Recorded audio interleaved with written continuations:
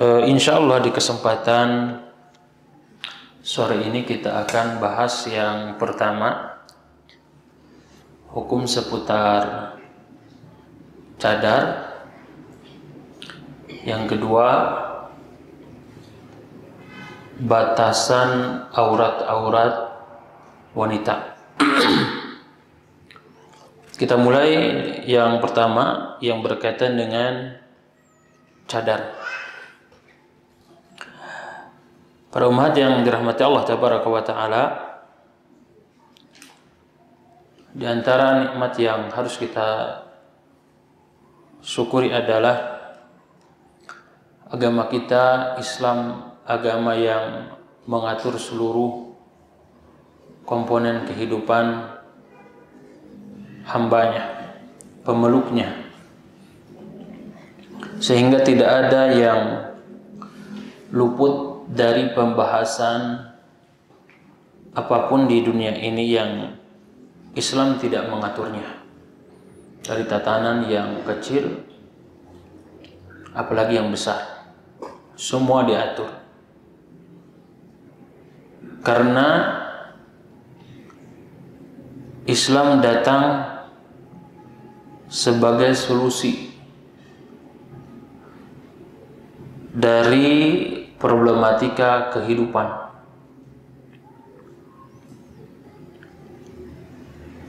Masalah-masalah yang telah muncul, yang ada ataupun yang akan datang, yang tidak tergambar saat ini, maka Islam akan menjadi rujukan dan solusinya. Hal ini tercermin bagaimana ketika ayat terakhir yang turun kepada Rasulullah sallallahu alaihi wasallam dalam surat Al-Maidah di ayat yang ketiga, Al-yawma akmaltu lakum dinakum wa atmamtu alaikum ni'mati wa raditu lakumul Islam madina. Bahwa agama Islam ini telah sempurna, telah diridhoi, sehingga seorang Yahudi mengatakan, sekiranya ayat ini turun kepada agama kami, maka kami akan jadikan sebagai hari yang istimewa. Dari mana sisi keistimewaannya? Dari kelengkapan agama Islam dalam mengatur seluruh tatanan kehidupan.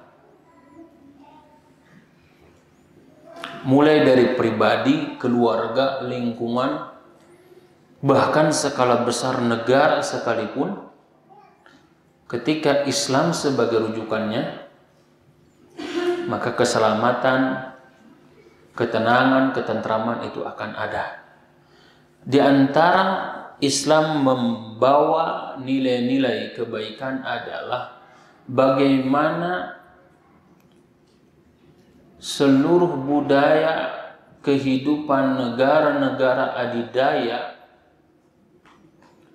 mulai dari peradaban Yunani, Indianya, Cinanya, ketika membahas tentang wanita, maka selalu bahasanya tidak luput dari syahwat.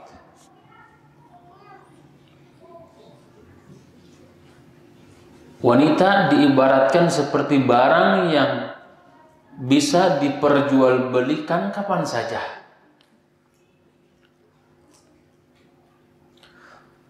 Bahkan pada ranah bagaimana di kehidupan agama Nasrani, agama Yahudi, ketika berkaitan dengan wanita, tidak ada yang menjunjung tinggi nilai-nilai tentang kewanitaan sesempurna Islam.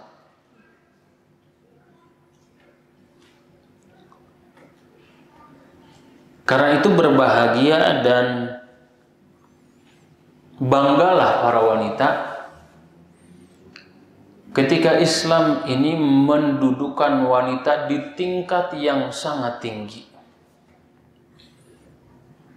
Dari mulai anak wanita, Rasulullah SAW mengatakan siapa yang diuji dengan anak wanita, maka ia akan menjadi hijab kedua orang tuanya dari api neraka.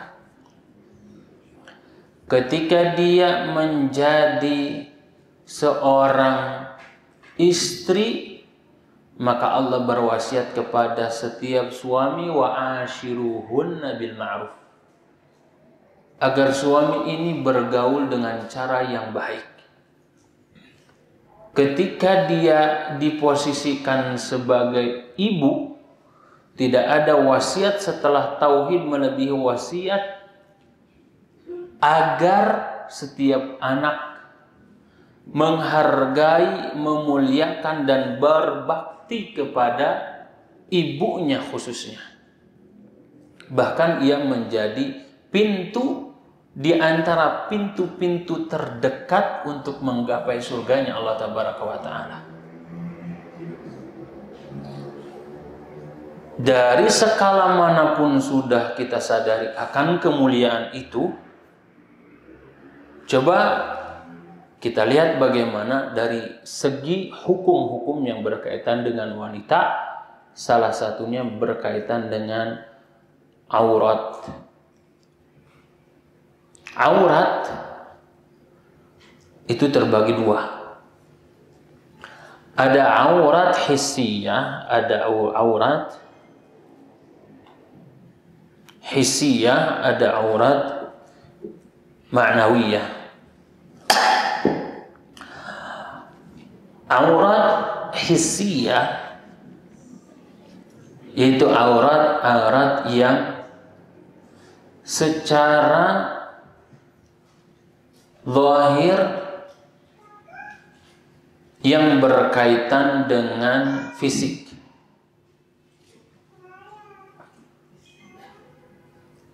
Yang kedua yang berkaitan dengan non fisik, aib-aib pada wanita. Kedua hal ini sebagaimana namanya aurah, artinya yudbah dzikruhu, yang tercela disebutkan, dinampakkan. Nah, Islam kemudian membahas kedua hal ini. Di kajian ini kita sudah bahas bagaimana sampai pada ranah kisah-kisah di dalam Al-Quran yang berkaitan dengan wanita, nyaris tidak disebutkan namanya saja kecuali Maryam. Wanita dengan namanya saja itu disembunyikan. Namanya saja disembunyikan. Ada lebih dari 23 wanita yang disebutkan di dalam Al-Quran. Dari zaman dahulu sampai Al-Quran itu turun, tidak ada satu nama pun kecuali nama Maryam. Tujuannya sebagai bantahan kepada orang-orang Yahudi yang menuduh zina, sebagai bantahan kepada orang Nasrani yang memposisikan Maryam sebagai Tuhan, sebagai hujah bagi umat Islam akan keistimewaan Maryam. Kalau namanya saja tertutup, apalagi yang lainnya.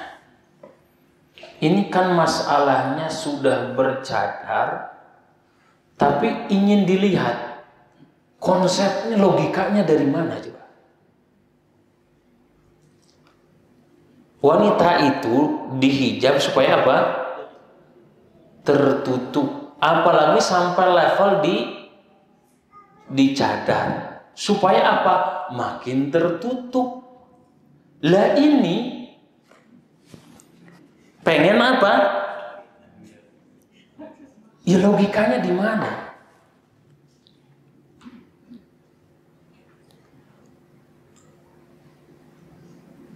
Bukan berarti Islam tidak adil terhadap wanita.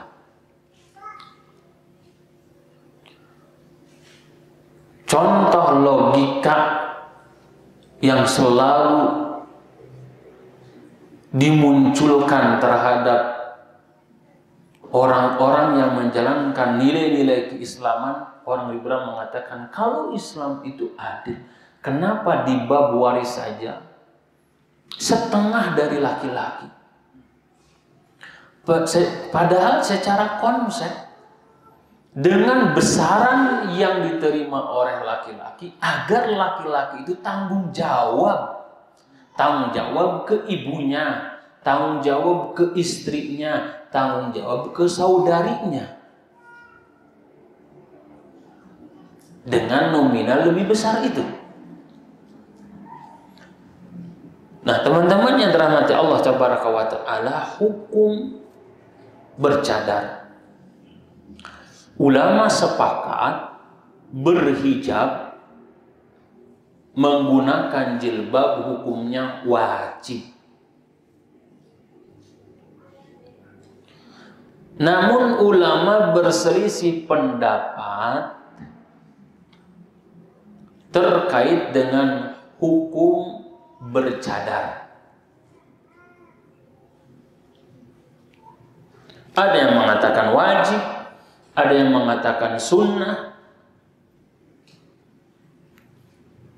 Melihat dari dalil-dalil yang sama, namun cara istinbat yang berbeda. Tapi kalau menghukumi adanya perselisihan pendapat tentang jilbab, nah ini kurang pas.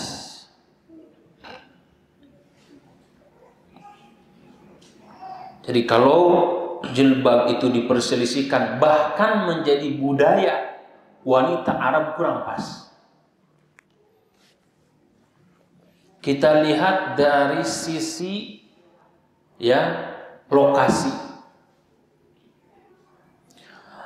Orang yang hidup di gurun Sahara, panas apa dingin?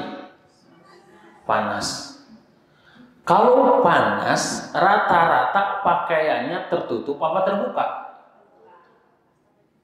Nah, di sini masih berselisih pendapat jamaah kajian Ummahat Cipanas. Kalau di tempat yang panas nih, kan kita nih bicara secara tempat, bukan secara hukum nih. Secara tempat saja. Kita tinggal di padang pasir sama tinggal di pegunungan. Ya, kita nggak tinggal di padang pasir lah, tinggal di gunung gede lah. Pertanyaannya, tinggal di gunung gede, enaknya terbuka apa tertutup pakaiannya? Pakai jaket, sarung tangan, kaos kaki, bahkan hidung pun ditutup. Atau terbuka? Kenapa tertutup? Cuaca dingin, kan logikanya gitu. Sekarang logikanya dibalik. Tinggal di gurun Sahara, panas apa dingin? Panas, walaupun ada musimnya dingin, panas. Pakaiannya telanjang apa tertutup? Ya, karena kan tidak berpakaian lengkap. Berarti hijab itu bukan budaya Arab. Ini adalah syariat, ini adalah agama. Di sisi lain, agama yang lain pun, bahkan budaya lain yang masih terjaga, itu kemudian wanita ini pakaiannya itu tertutup. Bahkan masuknya ke Indonesia dengan banyaknya orang tokoh nasional, itu rata-rata tertutup. Kemudian sejarah yang merubah. Nah, di sini teman-teman, secara nalar akal logika saja tidak masuk. Sehingga ini kemudian masalah hijab sudah final. Sudah selesai, hukumnya wajib. Dalilnya misalnya di dalam surat Al-Ahzab ayat 59. Jilbab itu fungsinya menutup dari kepala sampai menjulur kemana? Ke dada.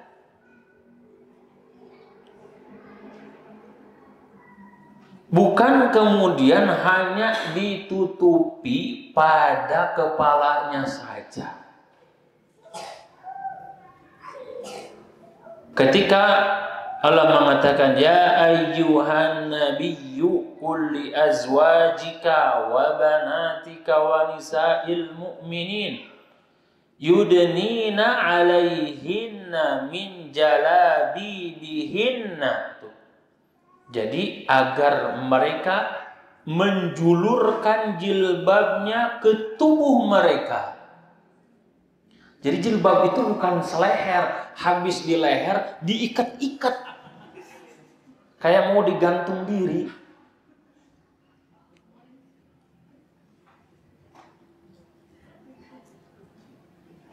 Kenapa harus menjulur? Dzalika adna an yu'rafna. Karena itu akan lebih gampang dikenal, tidak diganggu.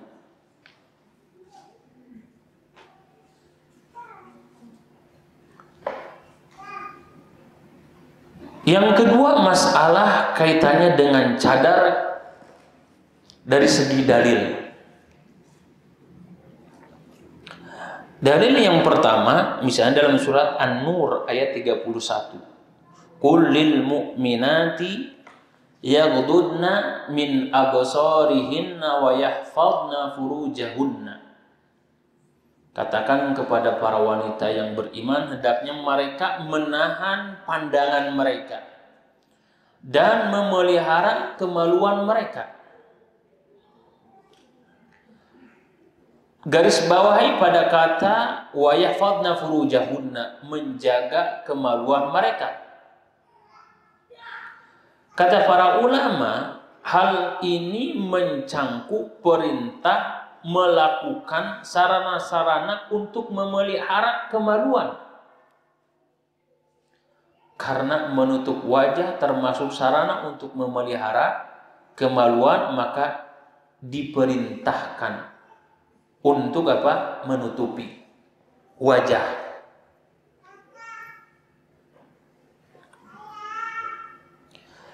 Yang kedua, dalam surat An-Nur, masih surat An-Nur ayat 31, wala yubdina zinatahunna illa ma dhahara minha, dan janganlah mereka menampakkan perhiasan mereka kecuali yang biasa nampak dari mereka. Kata Abdullah bin Mas'ud, yang nampak di sini pakaiannya. Sehingga apa? Yang lain itu tertutup sampai pada wajahnya. Yang ketiga, waliyadribna bi khumurihinna ala juyubihinna, dan hendaknya mereka menutup kain kudung ke dada leher mereka. Berdasarkan ayat ini, wanita wajib menutupi dada dan lehernya. Kalau dada dan lehernya saja harus ditutup wajib, apalagi apa? Wajahnya. Waduh, cantik sekali. Apanya? Lehernya. Orang dibilang cantik itu apanya? Wajahnya. Kemudian Contoh lain ada dalil qiyas. Apa itu? Kata seorang ulama, jika rambut itu aurat, rambut aurat apa enggak? Aurat. Sehingga tidak boleh diperlihatkan. Tidak boleh diperlihatkan. Jika rambut saja ditutup karena khawatir terkena fitnah yang melihatnya, apalagi wajahnya. Daya tarik laki-laki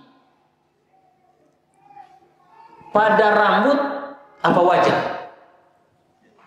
Laki-laki yang jawab. Sini laki. Wajah. Contoh, rambutnya samplai. Gak ada keribuk-keribuknya. Lurus mendayu sampai bawah. Giliran dilihat wajahnya banyak keriputnya. Jadi tertarik apa enggak?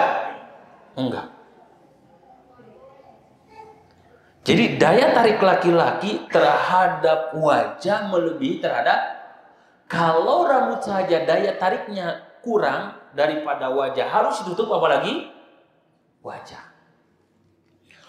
Dalil berikutnya turunnya surat An-Nur.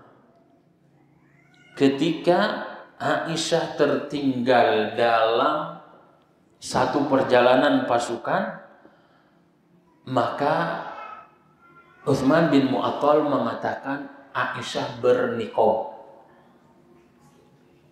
ditutup wajahnya.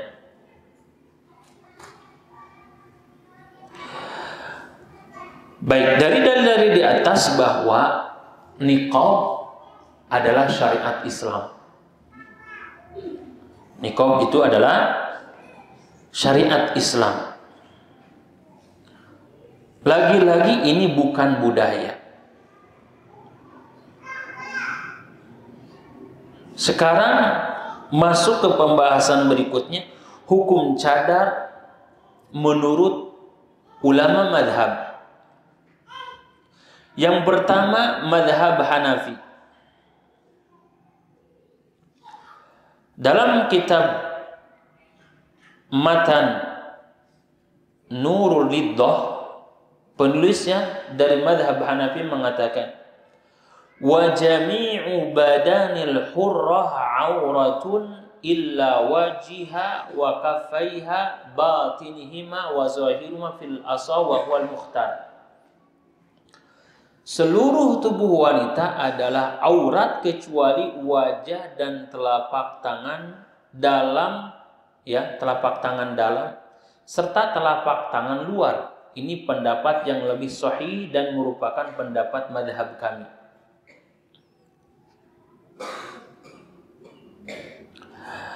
Sehingga dalam madhab Hambali, para ulama madhab ini mengatakan bahwa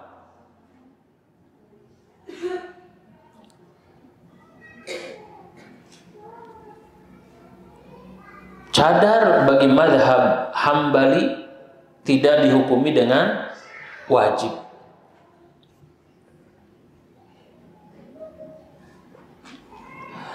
Madhab Maliki.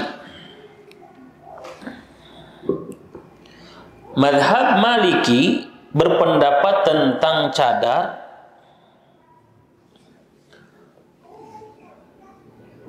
yaitu pada masalah apakah wajah itu aurat atau tidak. Sehingga kalau dia aurat maka harus ditutupi sebagaimana yaitu apa? Rambut dan yang lain sebagainya. Madhab Maliki mengatakan bahwa wajah wanita tidak aurat, sehingga hukum menggunakannya sunnah.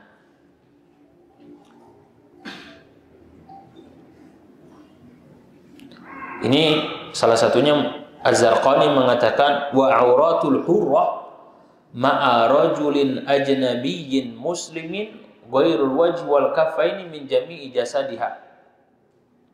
aurat wanita di hadapan laki-laki muslim yang bukan mahramnya seluruh tubuhnya selain wajah dan telapak tangan.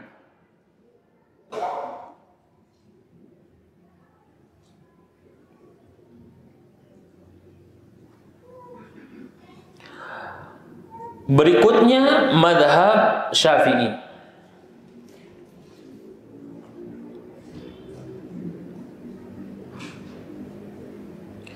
Dalam mazhab Syafi'i,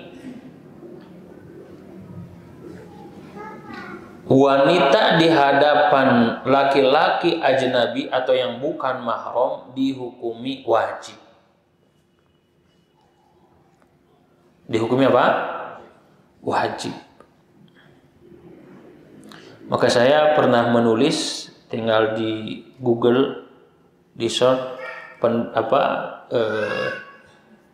tentang cadar ini, cadar dalam pandangan, dalam kacamata Nahdlatul Ulama. Saya pernah nulis ini di bimbingan Islam dan cianjurkotasantri.com. Lebih kepada pendapat Nahdlatul Ulama, bukan lagi mazhab Syafi'i. Karena mazhab Syafi'i menghukumi tadi hukumnya apa? Wajib.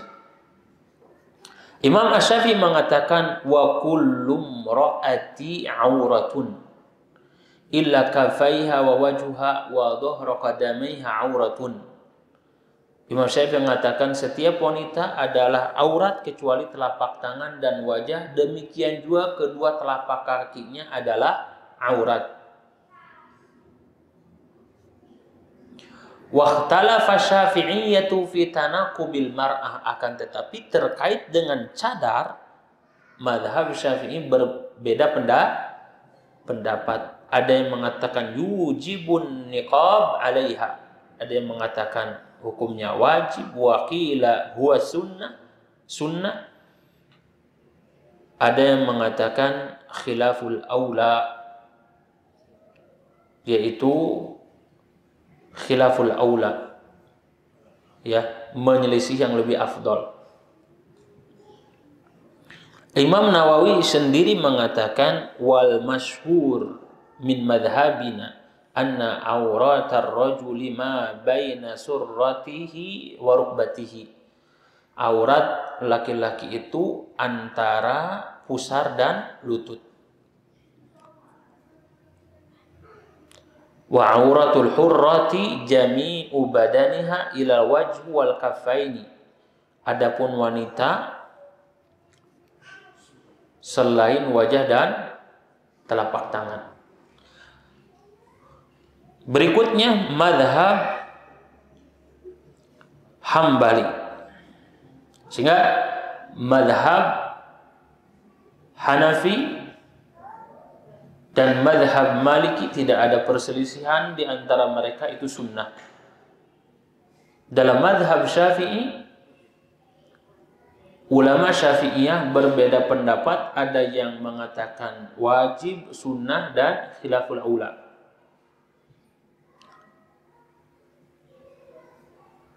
Adapun Imam Ahmad sendiri mengatakan kullu syai'in minha ay minal mar'atil hurrah auratun hatta dhafr. Bagi wanita seluruhnya aurat termasuk kukunya. Termasuk apa? Kuku. Kuku teh aurat dalam mazhab, ya, Hambali itu.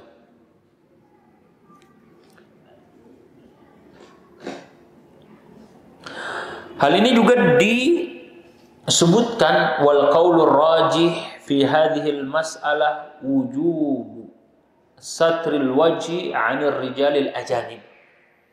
Salah satu ulama Hanabilah mengatakan dengan demikian maka wajib menutup wajah di hadapan laki-laki yang bukan mahramnya. Jadi mazhab Hambali menghukumi cadar itu apa? Wajib.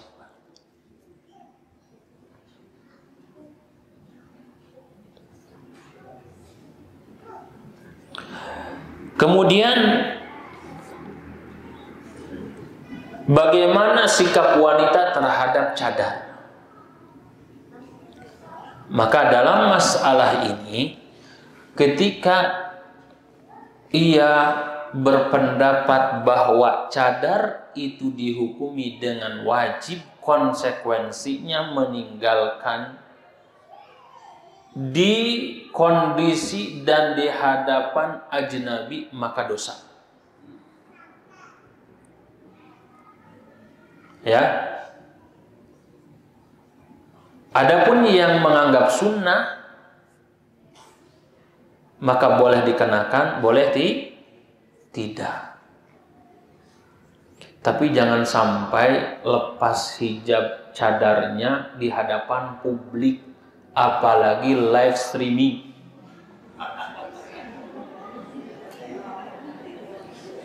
Ya. Bukan pada lepas atau tidaknya, tapi ini masalah live-nya. Ya, jadi kalau ada yang melihat misalnya kajian kadang bercadar, kadang tidak, oh berarti dia menghukumi cadar itu apa? Sunnah. Enggak apa-apa. Jangan ditanya, kok buka tutup cadar? Enggak usah. Kalau ada yang cadaran terus, berarti apa? Tapi kalau di hadapan para akhwat, cadarnya dibuka saja.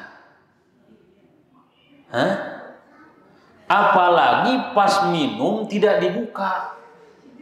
Nggak repot sorangan. Ya? Sampai sini masalah cadar sudah jelas belum? Nah, masuk ke pembahasan batasan-batasan aurat wanita. Sampai di sini bahwa kalau ada kajian sesama akhwat, boleh nggak usah lepas jilbab, bukan lagi cadar. Kagok nanya cadar hungkul mah.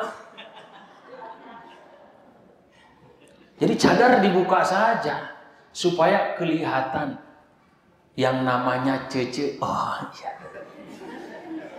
Namanya Eis, oh Bu Eis.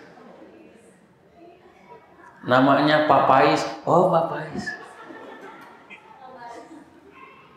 Jadi ketahuan. Kajian akhwat, sebenarnya ini kajian temanya tentang akhwat. Suami sebenarnya harus hadir. Jadi ini kajian temanya khusus, adapun yang hadirnya ikhwan akhwat.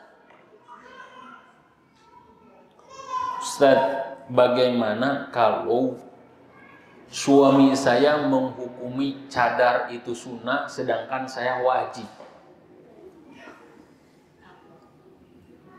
Bagaimana?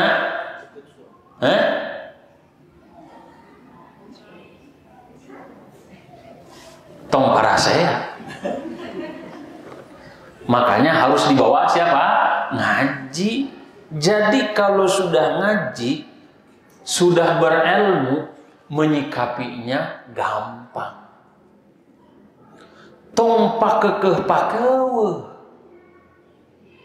Ulama tadi berselisih pendapat masalah cadar. Tapi ulama sepakat taat kepada suami itu hukumnya. Nah sekarang kata suami yang jangan dulu bercadarlah. Kenapa? Karena di kita anggapannya masih negatif. Ikutin jangan? Hah? Oh tidak bisa. Ini masalah prinsip saya. Sebagaimana pas kakanda menikahi saya, jangan larang masalah apa? Bubar nikahannya. Nah, semangat itu boleh. Tapi harus dilandasi dengan ilmu. Baik teman-teman yang rahmati Allah tabaraka wa taala, kembali ke masalah batasan-batasan aurat wanita. Baik. Batasan aurat wanita tidak jauh beda ke masalah niqab tadi. Ya, masalah apa? Niqab. Masalah niqab yang berpendapat wajib berarti seluruh badan wanita itu aurat, sehingga apa? Harus ditutup seluruhnya. Namun madhab Hanafi, madhab Maliki, madhab Syafi'i berpendapat wajah dan telapak tangan.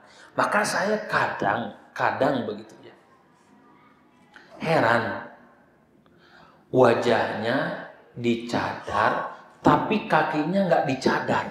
Saya itu cara dari pendalilannya gimana gitu? Enggak, saya nanya. Mungkin akhwat pernah ketemu, jumpa ada wanita bercadar, tapi kakinya nggak bercadar. Itu madhab siapa? Itu bisa jadi madhab ahli salah wal gagabah. Karena nggak ada ini, nggak ada ulama sepakat masalah kaki itu bagi wanita dihukumi apa? Aurat. Dihukumi aurat. Disinilah pentingnya berilmu sebelum apa? Beramal. Sehingga ketika kita kemudian bersikap menjalankan itu akan lebih mudah. Baik, kita bahas batasan aurat wanita.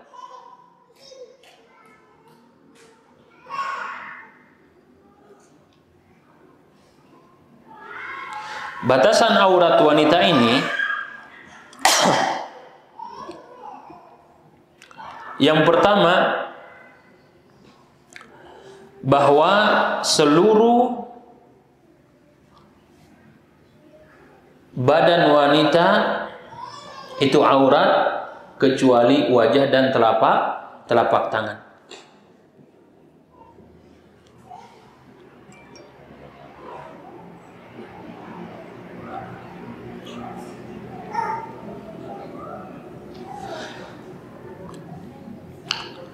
Sehingga dalam masalah ini menjadi landasan dasar. Kapan wanita boleh membuka selain pada wajah dan telapak tangannya? Ya, selain pada apa? Wajah dan telapak tangannya. Yang pertama, di hadapan mahramnya. Di hadapan apa? Mahramnya. Di hadapan mahram boleh melepaskan hijab. Gak usah lagi nanya, Ustaz, mahram itu siapa saja? Di Google aja, di Google lah.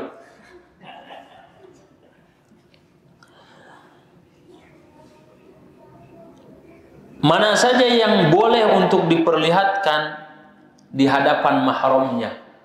Bagian atas, yaitu dari dagu sampai rambut. Ya.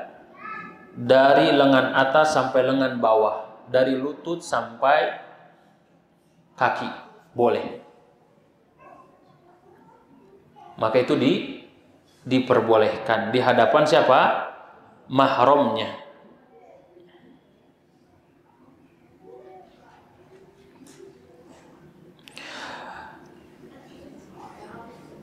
Sekarang misalnya di hadapan wanita non muslim, di hadapan wanita non muslim, apakah boleh membuka aurat sebagaimana di hadapan mahramnya atau tidak. Dalam masalah ini ada dua pendapat di kalangan para ulama. Pendapat yang pertama, wanita muslimah tidak boleh menampakkan aurat di hadapan non-muslimah. Adapun pendapat yang kedua, itu diperbolehkan dengan mengeneralisasi, tidak ada batasan pengecualian apakah dia wanitanya muslimah atau non-muslimah. Pendapat yang kedua, kata para ulama, sama sebagaimana dengan wanita muslimah dengan non-muslimah itu sama. Ini pendapatnya berdasarkan dalil dalam surat An-Nur ayat 31. Surat An-Nur ayat 31.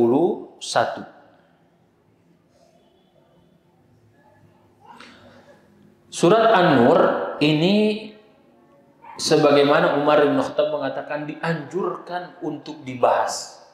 Maka salah satu kurikulum di I'dad Muallimat Hawa Cianjur, itu tingkat kaderisasi guru, itu membahas tuntas tentang tafsir surat An-Nur.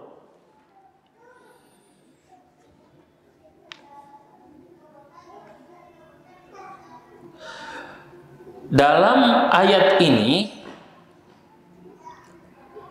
disebutkan au nisaihinna, atau perempuan sesama mereka. Lajnah Daimah mengatakan jami'un nisa'il muslimat wa ghair muslimat. Ini mencangkup nisa'ihunna, mau muslimah atau non muslimah, maka sama. Tidak ada pembeda aurat perempuan yang harus dijaga di hadapan muslimah atau non muslimah. Sudah dipahami sini? Lalu bagaimana sekarang hukum menyusui bayi di hadapan wanita muslimah sampai terlihat? Bukan terlihat bayinya, kan? Bayi mah aurat. Sampai terlihat payudaranya. Boleh apa tidak? Hah? Tidak boleh. Ini tidak boleh, ya, sampai terlihat. Apalagi sudah ada tulisan tidak boleh mengeluarkan anggota badan. Biasa di mana? Kereta api gitu kan. Kadang suka ada ibu-ibu yang nyusuin di situ. Baik. Yang perlu di sini diketahui batasan berikutnya adalah bahwa wanita di hadapan suami tidak ada batas aurat. Tidak ada batas aurat. Sehingga apa saja bagian dari tubuh suami ataupun istri tidak ada batasan di situ. Manakala masih pada koridor yang terjaga. Artinya dia tinggal dengan dengan suami berdua, gak boleh. Karena itu anak-anak ada di 3 waktu dilarang masuk, ya, ke kamar kedua orang tuanya. Nah, ini harus diterapkan. Yang kedua, di hadapan mahramnya. Di hadapan mahram. Mahram itu siapa saja? Ya, nanti tinggal diubelah. Contoh, di hadapan bapak. Ya. Di hadapan bapak Dan di hadapan bapak mertua sama apa beda? Bapak kandung sama bapak mertua beda apa sama? Ya beda, bapak kandung, bapak mertua. Cuman hukum batasan aurat sama apa? Beda. Dalam hal ini mertua sekalipun sudah tidak lagi mertua, maka dihukumi tetap mahram mu'abbad, sebagian ulama mengatakan begitu. Ya, sehingga tidak boleh menampakkan bagian-bagian tertentu kecuali tadi apa yang ada pada leher sampai atas, tangan sampai jari, lutut sampai apa? Sampai kaki. Sehingga tidak boleh pakai kutang saja di hadapan bapak mertua, tidak boleh. Ya, nah dari sini juga sama, sesama wanita juga tidak boleh, kecuali tadi wajah, ya, atau yang bagian leher ke atas, bagian lutut ke bawah. Sehingga bagian-bagian yang sensitif itu tidak boleh dinampakkan kecuali di hadapan siapa? Suami. Karena itu anjuran untuk memandikan jenazah afdolnya adalah pasangan masing-masing. Afdolnya adalah pasangan masing-masing sebagaimana yang dilakukan oleh Rasul, ya, oleh istri-istri Rasul dan oleh para sahabat. Baik jemaah yang rahmati Allah tabaraka wa taala, pembahasan terakhir terkait dengan batasan aurat wanita,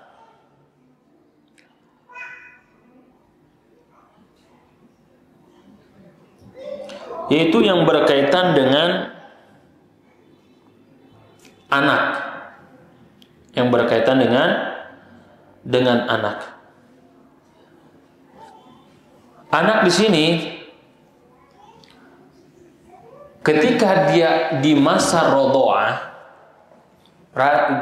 masa menyusui, maka Allah tabaraka wa ta'ala menjadikan fitrahnya yaitu lemah daya ingatnya. Coba kalau bayi daya ingatnya kuat, stres, ya, stres. Sehingga di sini bagi bayi masa rodho'ah 2 tahun tidak ada. Sampai kapan? Sampai dia anak itu masa tamyiz. Usia berapa?